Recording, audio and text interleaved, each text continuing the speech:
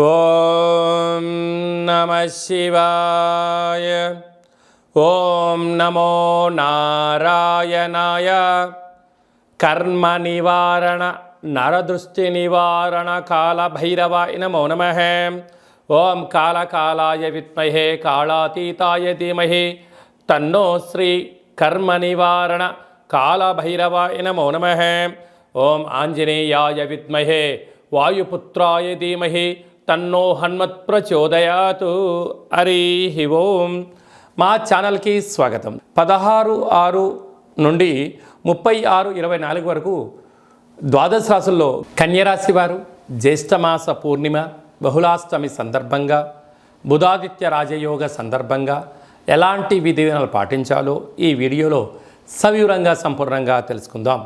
కన్యరాశిలో ఏ నక్షత్రాలు వస్తాయిగా ఉత్తరా నక్షత్రంలోని 2, 3, 4 పాదాలు, హస్తా నక్షత్రంలోని 4 పాదాలు, చిత్తా నక్షత్రంలోని 1, 2 పాదాలను కలిపితే కన్యరాశి అవ్వడం జరుగుతుంది. చాలామందికి పుట్టినటువంటి కాల సమయంలో డేటా బర్తులు లేనటువంటి ఏకైక కారణం చేత పేరు యొక్క మొదటి అక్షరాన్ని అనుసరిస్తూ ఆ రాశిని తెలుసుకునే ప్రయత్నం చేద్దాం.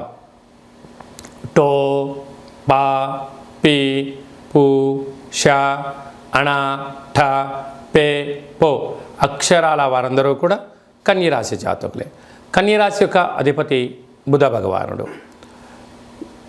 విశేషం ఏమిటయ్యనగా రాశిలోనే కేతు సంచార స్థితి ఉండడం వలన ఓపిక, పట్టుదల, సహనం, జ్ఞానం, ఆధ్యాత్మిక చింతన ద్వారా ఏదో ఒక పని చేసేటప్పుడు ఒక 5 సంవత్సరాల తర్వాత ఎలా ఉండబోతుంది, 10 సంవత్సరాల తర్వాత ఎలాంటి మార్పుల కోసం ఈరోజు మీరు ప్రయత్నం చేయగలిగినట్లయితే ఉన్నతమైనటువంటి స్వలాభం, స్వంత కార్యక్రమాలలో అన్నింటా విజయం మీ సొంతం అవడానికి చాలా అవకాశాలు ఉన్నాయి. 6వ స్థానంలో శని భగవానుడు స్వక్షేత్రకంగా ఉండడం వలన దూర, వాయు, జల ప్రయాణాలు, పెట్టుబడులు, క్రయ విక్రయాలు అంతగా యోగదాయకం కాదు అని చెప్పి గమనించగలగాలి.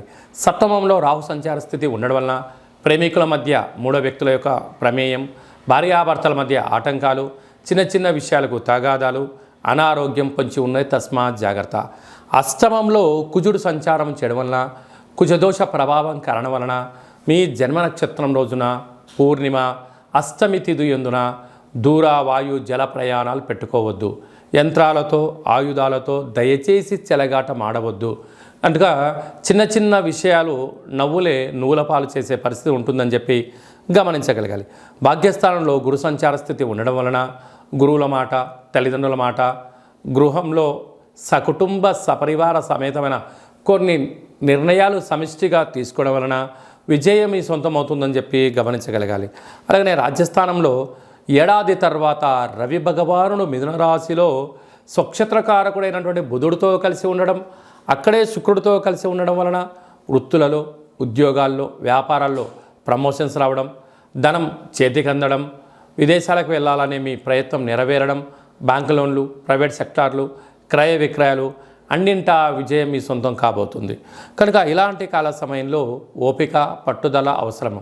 హోటల్ వ్యాపారాలు, చేతి వృత్తులు, మార్కెటింగ్ రంగంలో ఉండేవారు, గృహ భవన నిర్మాణ కార్యక్రమం చేసేటువంటి వారు, వ్యవసాయ సోదరీమణులకు చాలా మంచి కాలం ఉంటుంది. కనుక ఓపిక అవసరం, మౌనం అవసరం, ధ్యానం అవసరం. వీరందరూ గొడవలకు దూరంగా ఉండే ప్రయత్నం చేయండి. అన్నింటా విజయం మీ సొంతం అవుతుంది. అలాగే మీ వ్యక్తిగత జాతకం తెలుసుకోవాలనుకుంటున్నారా?